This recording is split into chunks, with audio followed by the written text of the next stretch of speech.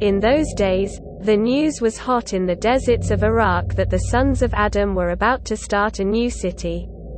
It was not immediately clear where the new city would be located. Whenever such an incident occurred, the jinns would get upset. The chiefs of the tribes would sit with their heads together and consult with each other, wondering what would happen if the human race could not build a new settlement. At that time I was a girl and I was not only 100 years old, but I remember all the events very well. Mention is made of an evening when my mother, Saluba, entered the ruins in a panic. As soon as she looked at me, she asked me, "Oh Dinar, have you seen your father Akzam somewhere?" "No, my mother," I answered, then discovered. "So you are a little upset, what's the matter?" "You are right, oh Dinar," my mother confirmed and said. "She's a baby now, so maybe she doesn't understand why I'm worried. Let your father Akzam and brother Yusuf come and then I'll tell them what I have seen and heard in Anbar." "So why did you go there, my mother?"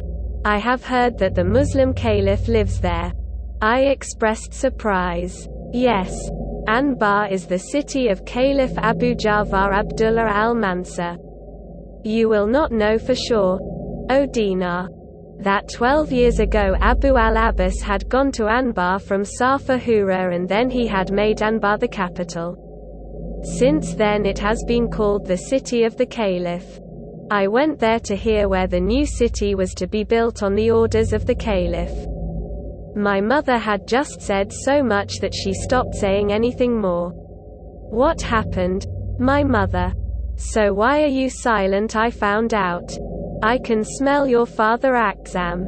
My mother told he is coming this way. Didn't you smell it?" At my mother's attention, I looked at her and spoke. "Yes, I can smell it too. Just as the faces of human beings differ from one another, so the smell of their bodies differs. The same is true with us jinns. The only difference is that ordinary human beings cannot recognize the smell of different bodies separately, but the jinns can easily recognize the smell of each other's existence. That's why my mother recognized the fragrance of my father Akzam. Being a jinn, this quality was also in me.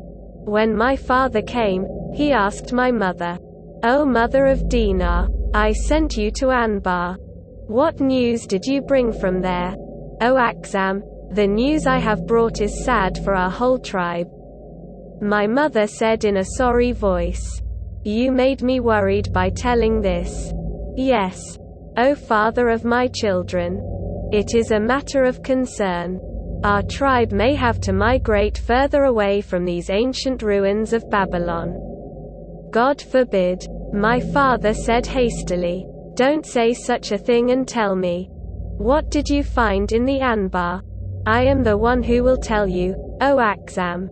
Your report is correct. Khalid bin Barmak, a confidant of the Caliph, has given very dangerous advice to lay the foundation of a new city. Khalid bin Barmak is the chief administrator of Diwan al-Kharaj. The Caliph listens carefully to his advice.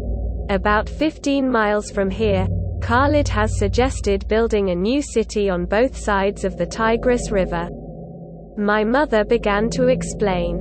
"At that time my brother Yusuf also came there. So my father addressed him. 'Sit back and listen carefully to your mother's words. She came through the palace of Caliph Mansur in Anbar.' Saying this, my father said to my mother, 'I don't know much weight in this matter. Setting up a city on either side of the river means that the river will flow through the middle of the new city.'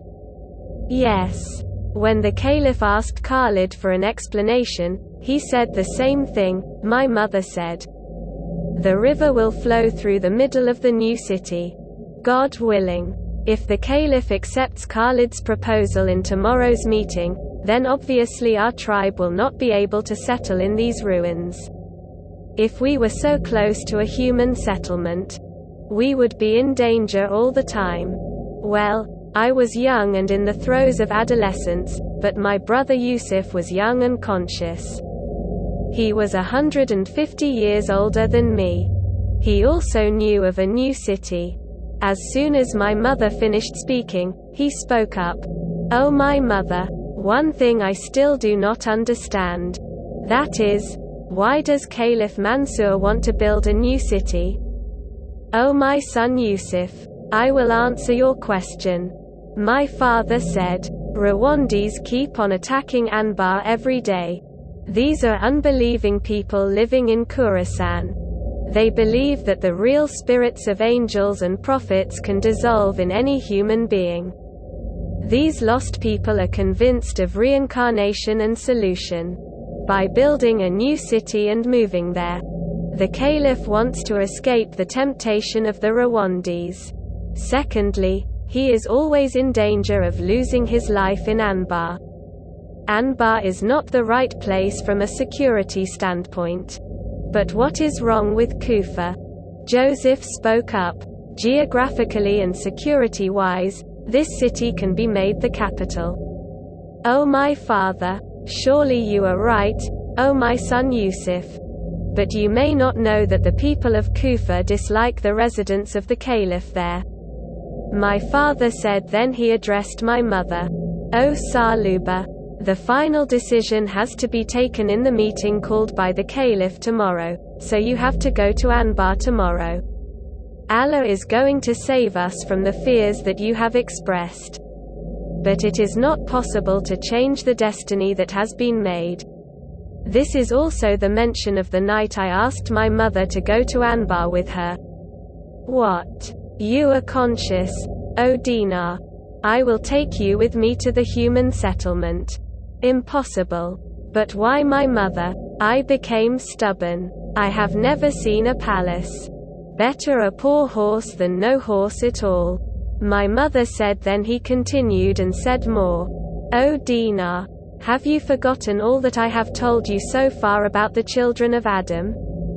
These human beings are very dangerous, and when the opportunity arises they can even capture us the jinns. Then they would treat us the same way they treat slaves and handmaids. After entering human settlements, there is danger for us jinns everywhere. Then why should I put you in danger? But oh my mother, even if the danger is there for me, you will not be able to escape it." I answered, "Talk to you soon and keep up the good content. There is a century's difference between you and me. You haven't had the experiences I've had yet. Based on these experiences, I know how to deal with human beings very well. I can't get caught in their clutches, but you have something else. You can be deceived. So do not be stubborn, O Dinar. I will not take you with me." I understood that my insistence was useless. My mother would not take me with her. Then I did not resist. It is probably in the nature of both human beings and jinn to be inclined to do whatever is forbidden to them. It was the same with me. As a child, my mother used to urge me not to go to the settlements of human beings, to have nothing to do with them. This insistence had the opposite effect on me. As soon as I regained consciousness, I started coming and going in the human settlements. But secretly, neither my parents nor my brother Yusuf knew about it.